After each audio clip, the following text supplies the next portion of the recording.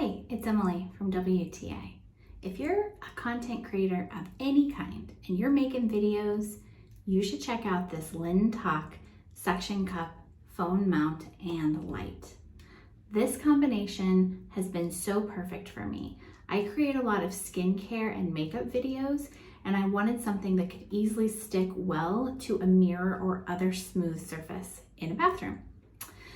This thing is very, very flexible. It's a great price point. I like it so much, I have two of them. I'm using one right now to create this video, and I've got this one to show you.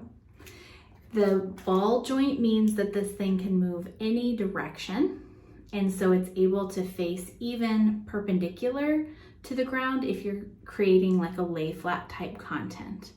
The light has 3 AAA batteries, so that's pretty simple. You're able to just replace them. You don't have to have any special cords or chargers with you.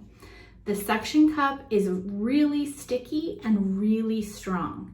So it has stayed up even in my shower where I sometimes do skincare videos, and it has not fallen off even though showers happen in here and it gets moist. So I say that's a really great testament to how strong the suction cup is on this product.